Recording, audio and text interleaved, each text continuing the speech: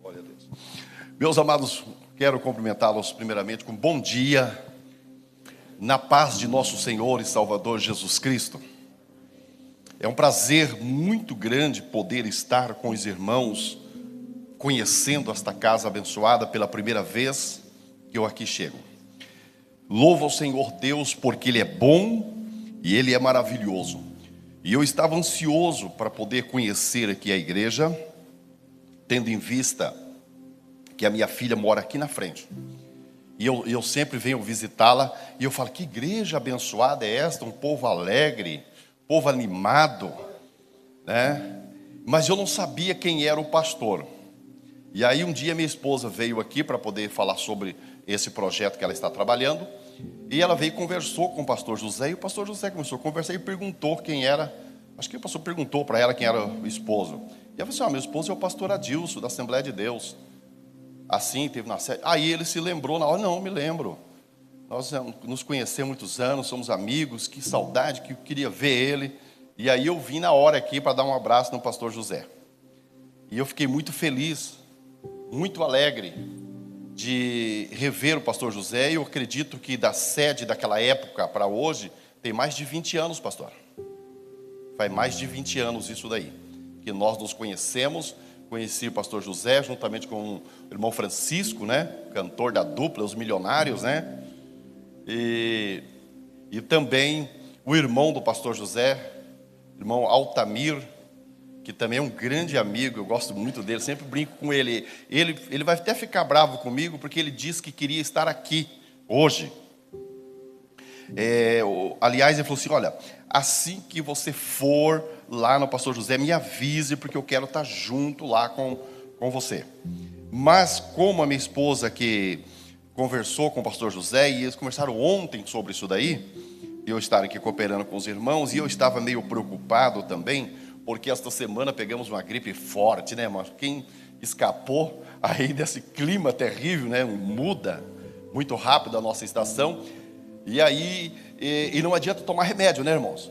Você toma um chazinho, não resolve. Eu falei para a esposa, eu vou tomar um remédio que ninguém gosta de tomar, mas eu gosto. Isso aí resolve já. Fui lá no mercado, comprei um mocotó. Eu acho que vocês não conhecem isso, né? Conhece? E fiz uma panelada de mocotó, mas no capricho. Até com tudo que tinha de direito. E aí, meu irmão, comia com a panela sozinho praticamente. E hoje eu já estou bom, já estou meio assim, mas já estou bem melhor, 99% já. Glórias a Deus. Então Jesus é bom e é maravilhoso. E eu louvo ao Senhor, como eu disse, por estar aqui. Pastor José, Deus abençoe. Obrigado pela confiança nesta manhã de poder falar a palavra de Deus, nesta igreja abençoada. E eu sou feliz, pastor, é verdade. Disse para minha esposa várias vezes. Há 20 anos atrás, não sei quantos anos o pastor já está com a obra, né? 25 anos, 24 anos. Então, era recente, né, naquela época, quando o pastor havia iniciado esse trabalho. E é interessante que a gente vê quando Deus está no negócio, quando Deus está na obra. E sempre disse, o pastor José é um homem de Deus, a forma carinhosa, amigável com que ele trata as pessoas. E eu falei, Deus é na vida do pastor José. Passou muitas batalhas, né, pastor? Mas hoje ele pode louvar ao Senhor e agradecer a Deus por tudo que Deus fez na vida de pastor José. Então eu estou muito feliz por isso, pastor José. Alegre mesmo, de verdade. Meus amados, eu gostaria que os irmãos abrissem a sua Bíblia no livro de Efésios, capítulo de número 3. Glória ao nome do Senhor. Eu sou aquele pastor, irmão, e às vezes eu gosto muito de fazer anotações. Minha Bíblia dá para ver um pouquinho, que tem um monte de papelzinho aqui. Eu gosto de ficar escrevendo, eu vou colocando na Bíblia e vou deixando. Aí esses dias eu arrumei um aparelhinho aqui para deixar de colocar papel na Bíblia. Cada 3, 4 meses eu reúno umas par de sacolinhas cheias de papel de anotação. E às vezes vai caindo para todo lado. E é só Jesus. E aí eu falei assim, vou anotar aqui que fica melhor para a gente poder compartilhar. E então o versículo que nós vamos ler para a nossa meditação o livro de Efésios, capítulo de número 3, o versículo... Vamos ler alguns versículos salteados para a gente entender um pouco o que eu quero falar nesta noite.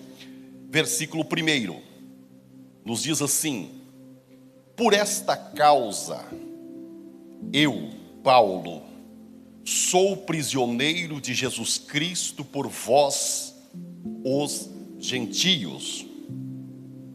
Versículo 4: pelo que, quando ledes, podeis perceber a minha compreensão do ministério de Cristo, o qual, noutros séculos, não foi manifestado aos filhos dos homens, como agora tem sido revelado pelo Espírito Santo aos seus santos apóstolos e profetas, a saber que os gentios são co-herdeiros e de um mesmo corpo e participante da promessa em Cristo pelo Evangelho. Versículo de número 11: segundo o eterno propósito que fez em Cristo Jesus nosso Senhor, no qual temos ousadia e acesso com confiança pela nossa fé nele. Portanto, vos peço que não desfaleçais nas minhas tribulações, por vós que são a vossa glória. Verso 14: por causa disto me ponho de joelho perante o Pai de nosso Senhor Jesus Cristo. Amém. Meus amados irmãos, eu me alegro aqui esta manhã em poder compartilhar algo com os irmãos. E gostaria de frisar algo que Deus colocou no meu coração nesta noite passada, para poder dizer aos irmãos, quando Paulo, nesse versículo de número 14, ele diz: por causa disto, eu me coloco de joelho. E quando nós olhamos para esta expressão, a gente começa a pensar sobre muitas coisas, muitas razões, motivos, e o porquê Paulo está dizendo: por causa disto, eu me coloco de joelho. E aí eu comecei a pensar todo um histórico, toda a trajetória deste apóstolo. É do conhecimento dos irmãos que Paulo nem sempre foi Paulo. Seu nome inicialmente, Saulo de Tarsis. Esse homem por nome de Saulo de Tarsis, zeloso, homem zeloso pela lei de Deus. E quando surgiu a pregação do Evangelho da Graça, não de uma mensagem ostensiva, como era a mensagem do Deus Jeová, o Deus Todo-Poderoso. O Deus Jeová, a sua mensagem era ostensiva: matou, morreu. Foi pego em um ato de adultério, seria morto, apedrejado. Mas é verdade que a lei, a princípio, ela iria resolver o problema da humanidade. Mas a questão é que não resolveu. Por que não resolveu? Primeiro, a lei ficou enferma. A lei adoeceu. De que forma? As pessoas começaram a corromper a lei. A lei ficou corrompida. Logo, a lei tinha valor para as pessoas simples. As pessoas mais humildes, a lei era aplicada. Mas as pessoas de um nível mais alto a estas era encoberto, pastor José. Dava-se um jeitinho. Eu me lembro daquela mulher adúltera, que algumas pessoas pegaram lá no templo e levaram até Jesus e disseram: mestre, porque eles queriam pegar Jesus em alguma coisa. Mestre, segundo a lei, qualquer que for pega no ato de adultério deve ser morto apedrejado. E esta mulher foi pega no ato de adultério. E você o que diz? Pela lei, esta mulher deveria ser morta naquela hora apedrejada. Mas agora eles querem olhar para Jesus, porque Jesus dizia ser filho de Deus. Então vamos ver qual é a atitude de Jesus para com esta mulher. Eles fazem questão, segundo a lei, tem que morrer apedrejada. E tu o que dizes?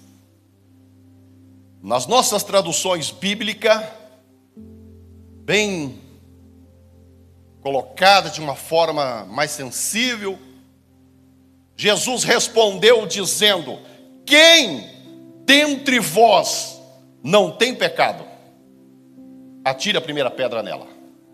Ora, aqueles homens poderiam pensar: mas ele está equivocado. Segundo a lei, todos nós temos pecado, porque o pecado adâmico está em nós. Nós sabemos disto. Então todos nós somos pecadores. Mas numa tradução melhor desse texto, não é isto que Jesus quis dizer. O que Jesus quis dizer a eles: quem dentre vocês ainda não se deitou com ela, então atire a primeira pedra. Opa, mudou. Por que mudou? Porque esses homens que trouxeram esta mulher, eles vieram do templo. Eles viviam no templo. E esta mulher, segundo a história, seu esposo também vivia no templo. Mas eles o mataram. E para que não houvesse escândalo no templo, deixaram ela ficar no templo com as seguintes condições: fica aqui, mas servirá como prostituta aqui dentro. Quietinho aqui dentro. Por esta razão a Bíblia diz que eles trouxeram ela do templo e disseram: foi pega. Se nós fôssemos analisar, a lei deveria ser aplicado tanto à mulher quanto ao homem, porque a lei não fazia distinção entre homem e mulher. Aquele que pecar, esse morrerá. Agora trouxeram só a mulher. Cadê o homem? Pastor José? Cadê ele? Onde ele está? Então vocês observam que a lei já está adoecida. A lei já está enferma. Já existe problema. Mas quando Jesus disse: quem de vocês não deitou com ela, atire a primeira pedra, a Bíblia diz que eles baixaram a cabeça e foram saindo de um a um, e só ficou a mulher. E Jesus ergueu-se e olhou para ela e diz assim: cadê os seus acusadores? E ela disse: Senhor, não tem ninguém. Então Jesus olha para ela e diz assim: então nem eu te condeno. Vá embora, mas não peque mais, para que não te aconteça coisas piores. Primeira lição: vá embora e não peques mais. Quem tem um encontro com Jesus, quem se encontra com Jesus, ele tem uma vida mudada, ele tem uma vida transformada. E se ele entender o mistério do Evangelho, ele não volta mais para trás, porque agora ele vai para frente. A Bíblia diz então que esta mulher foi livre por ter tido um encontro verdadeiro com Jesus. Mas quando nós olhamos para Paulo, homem zeloso então por esta lei, perseguia os crentes, estava um dia no templo, e o templo naquela época servia tanto para os sacerdotes ler a lei, falar da lei, cantar e adorar. Era como se fosse um culto, como nós fazemos hoje. Tem louvores, tem leitura da palavra, tem adoração, tem tudo, só não tem a presença de Deus. Tem tudo, mas não tem Deus. E a Bíblia diz que Estevão estava lá no templo aquele dia, e algumas pessoas começaram a falar com ele: escuta, que negócio é esse Jesus que você anda falando por aí? Esse Deus aí, entre aspas, Deus minúsculo aí. E Estevão então começa a falar com as pessoas, e a Bíblia diz que houve um debate. Muitas pessoas se reuniram, doutores da lei, conhecedores da lei, se reuniram em volta de Estevão e começaram a perguntar a ele sobre a lei e sobre este Cristo que ele está pregando. E Estevão cheio, glória. A Bíblia diz que Estevão estava cheio do Espírito de Deus. E Estevão então falava com intrepidez, com graça, com unção. E a palavra de Estevão era tão forte que entrava no coração daquelas pessoas como uma espada, como uma pedra que esmiuçava o coração. Mas o espírito maligno que opera no mundo e na vida das pessoas era muito forte no coração daquelas pessoas.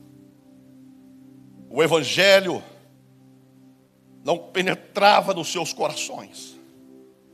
Mas naquele dia o debate era forte. Dado o momento, a Bíblia diz que aquelas pessoas não conseguiam debater com Estevão. Eles não tinham palavras para contradizer o que Estevão estava dizendo acerca de Jesus. Por quê? Porque Estevão citava a lei, e na lei dizia que haveria de nascer um que pisaria a cabeça da serpente, que esmagaria a cabeça da serpente. Ou seja, quem é que haveria de nascer? O Messias, o prometido, que haveria de vir para resgatar a humanidade novamente,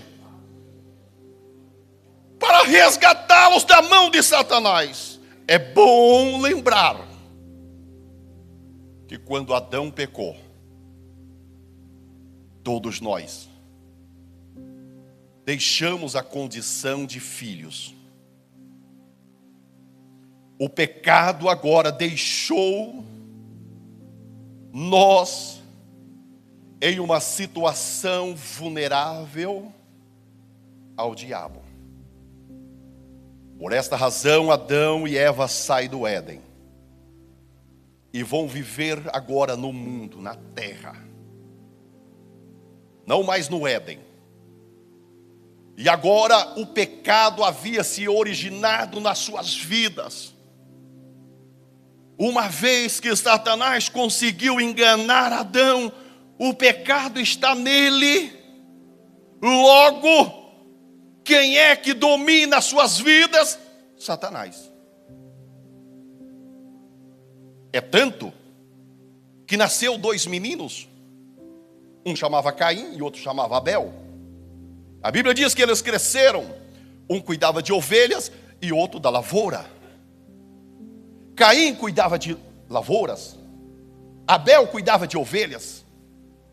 Abel, tendo o conhecimento de Deus por intermédio do seu pai, ele fazia um sacrifício com ovelha, e ele oferecia a Deus aquele sacrifício com alegria na sua alma. Era um culto de adoração a Deus pela sua vida, e o Senhor Deus recebia o seu sacrifício. À medida que Deus recebia, ele sentia um gozo na alma, uma alegria tão forte, que ele adorava, ele cantava, ele saltava na presença de Deus. Em contrapartida, Seu irmão Caim pegava o seu sacrifício, colocava no altar, mas ele não tinha prazer naquilo. Ele não sentia alegria, ele fazia de qualquer forma. E Deus então não recebia. E ele ficava triste, amargurado. E a Bíblia diz que logo ele sentiu inveja do irmão.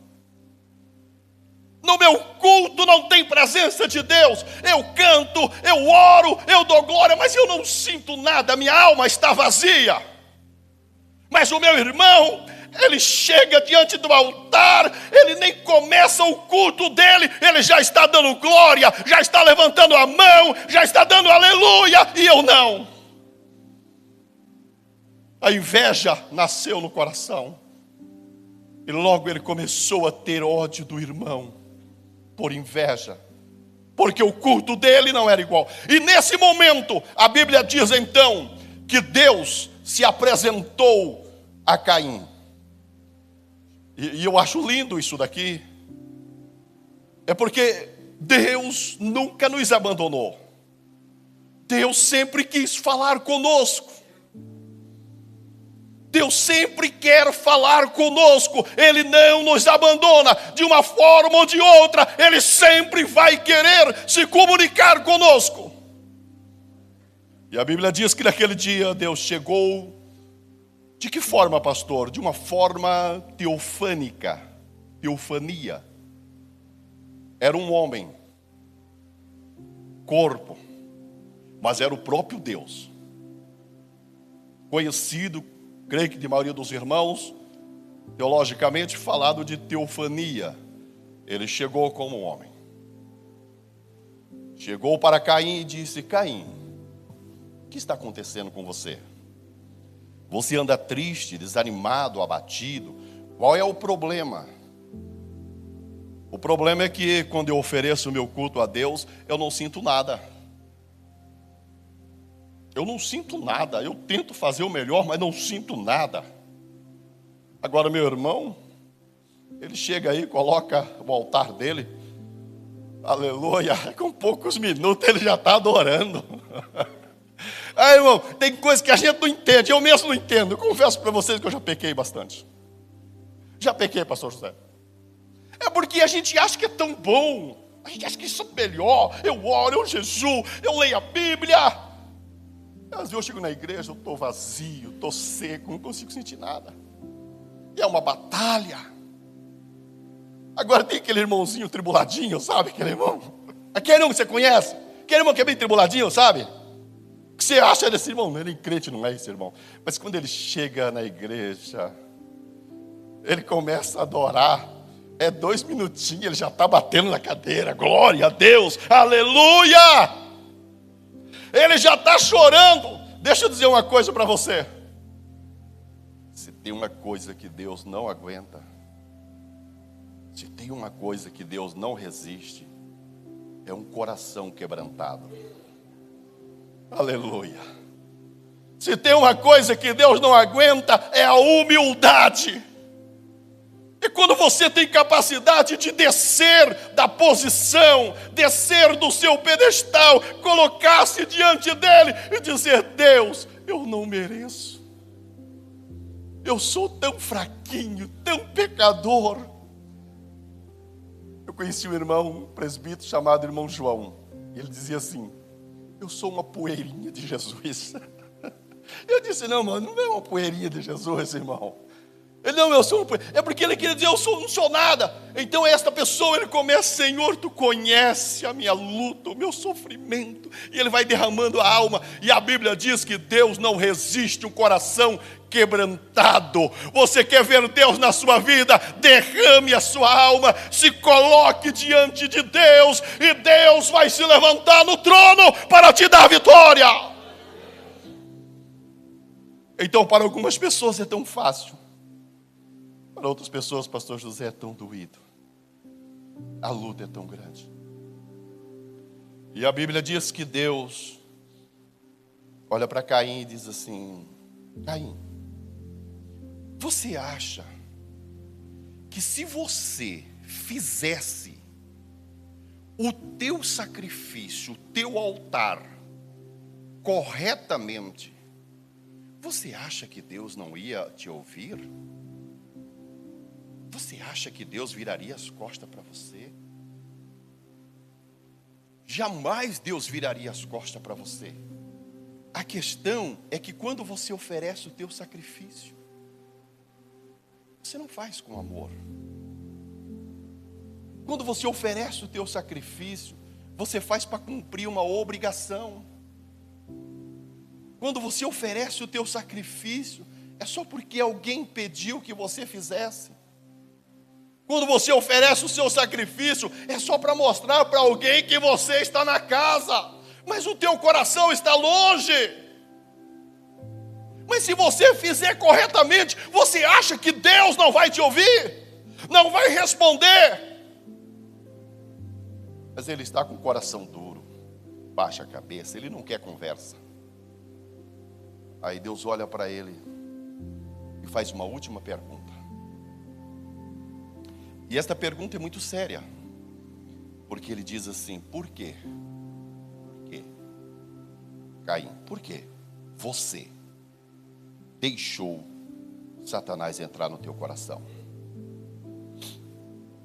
Por que você deixou? É por isso que você está assim. É porque você deixou. Deixa eu dizer uma coisa a vocês aqui nesta manhã. Satanás não pode tocar na sua vida. Satanás não pode tocar na sua vida se você não der legalidade para ele. Se você não der brecha, ele não pode tocar na sua vida. Tem pessoas que ele tem prazer, e o diabo está atacando a minha casa, o diabo está me afrontando, o diabo está... Não, ele não pode chegar perto de você, porque a Bíblia diz assim: aqueles que temem ao Senhor, o anjo do Senhor acampa ao seu redor. Oh glória! A Bíblia diz que o anjo do Senhor acampa ao redor. Satanás está como um leão, ao derredor, mais longe, rugindo que nem um leão, querendo te pegar com a raiva de você. Mas o anjo está ao teu redor com a espada na mão. Não vem não, porque esta propriedade aqui tem dono. Aleluia! A Bíblia diz que eu e você somos propriedade particular de Deus. Um dia eu vinha vindo pela 277, agora diz que a justiça mandou tirar, mas tinha uma chácara chegando aqui perto de São José, e um pesqueiro ali, e havia uma placa grande ali escrita: ladrão, não entre aqui, porque aqui a morte te espera. Propriedade particular. Então deixa eu dizer uma coisa: Satanás é o ladrão que veio para matar, roubar e destruir. Então ele quer matar, roubar e destruir. Ele quer destruir a tua vida, ele quer acabar com a sua vida, mas ele não pode tocar em você, porque está o anjo dizendo: esta propriedade tem dono, esta propriedade tem dono, aqui você não entra, aqui você não toca. Quantos aqui nesta manhã é propriedade de Deus? Levante a tua mão de glória. Você é uma propriedade de Deus, você é dele, você é dele, você é dele. Glória ao nome do Senhor. Eu estou sentindo graça de Deus, pastor. Eu escutava o culto lá da casa da minha filha, que igreja abençoada. Então eu estou em casa. Eu estou em casa. Porque se tem coisa mais maravilhosa, irmão, é você estar no culto, aonde você sente que a presença de Deus é real. A presença de Deus é real. E não teria outra razão para você deixar a sua casa nesta manhã, se Deus não estivesse aqui. Você deixou a sua casa, o conforto, nesta manhã, que não está tão bom o clima. E você chegou aqui, sabe por que você chegou? Porque o Espírito Santo lhe trouxe aqui esta manhã para lhe dizer: você é uma propriedade de Deus, você pertence a Ele. O inimigo não pode tocar na sua vida, o inimigo não pode agir na sua família, não pode agir no seu trabalho, porque você é dele e pronto. Glória, glória, glória a Deus. Você é dele. A Bíblia diz que Paulo, ou Saulo, eu sou cuidador da lei, eu zelo pela lei. E ele estava naquele dia no templo, ele ficou olhando assim, e as pessoas, quando discutiam com Estevão, eles não sabiam mais o que dizer, pastor José. A Bíblia diz que eles ficaram com tanto ódio de Estevão, por causa da palavra que Estevão pregava, que eles rangiam os dentes. Havia um barulho naquela manhã de rangeres de dente. Eles espumavam a boca como um leão feroz, querendo esmagar Estevão. Sabe por quê? Porque Estevão era uma propriedade de Deus. Quando Jesus foi aos céus, os discípulos: Senhor, tu vai nos deixar? Como vai ser a nossa vida? Diante de tantos obstáculos, diante de tantas lutas, como nós vamos conseguir? Aí Jesus olha para eles e diz assim: eu vou para o Pai, mas eu não vou deixar vocês sozinhos. Não vou deixar vocês sozinhos. Eu vou pedir ao Pai: Pai, envie a eles, a minha igreja, aos meus filhos, o Espírito Santo de Deus. Envie a eles o Espírito Santo para que fique com eles, que esteja com eles. Quando você entregou a tua vida a Jesus, você ganhou como presente o Espírito Santo. O Espírito Santo está dentro de você. É Ele que te ajuda nos momentos mais difíceis da sua vida. É Ele que fortalece você nos momentos de fraqueza, nos momentos de desânimo, naqueles momentos que você acha que vai voltar para trás. Eu vou desistir, não dá mais. O Espírito Santo, Ele começa a interceder por você, Ele começa a te fortalecer. Vamos mais um pouquinho só mais um pouquinho só mais um pouquinho só, porque daqui a pouco nós vamos deixar este mundo e nós vamos embora daqui. Então, queridos, Estevão está ali. Dado momento ele não consegue mais falar. Ele via que as pessoas espumavam a boca, rangiam os dentes de ódio. Então ele se curva diante de Deus e dobra os seus joelhos. E quando ele dobra o seu joelho, as pessoas olham para Saulo. Saulo, você é a autoridade maior aqui. O que fazemos? Simples. Peguem pedras e mate-o apedrejado. Você imagina que naquela manhã, alguém com ódio, ele pega uma pedra. E naquele tempo o pessoal atiravam bem pedras, eles eram bons nisso. Eles pegam uma pedra e lançam sobre Estevão. Pá. Imagine uma pedrada. Quando acerta aquela pedrada em Estevão, talvez na testa, não sei aonde, o sangue começa a correr. As pessoas enfurecidas começam a pegar pedra um após o outro e começam a lançar sobre Estevão. Estevão não murmura, Estevão não reclama, Estevão não chama eles de malditos, Estevão não os critica, não xinga eles, não. Estevão olha para eles o sangue correndo, as pedras. E ele consegue, naquele momento, dizer: vocês estão me apedrejando, e eu sei que daqui a pouco irei desfalecer, irei morrer.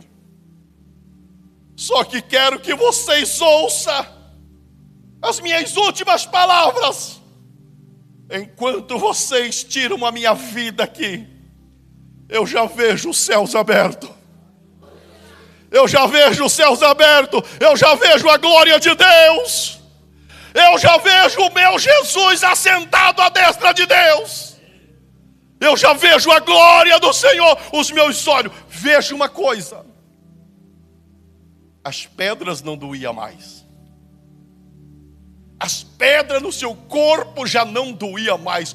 Porque a glória de Deus, a presença de Deus na vida de Estevão era tão grande que ele não sentia, ele só sentia o desejo: daqui a pouquinho eu vou estar aí, daqui a pouquinho eu vou estar aí, daqui a pouquinho eu vou estar aí.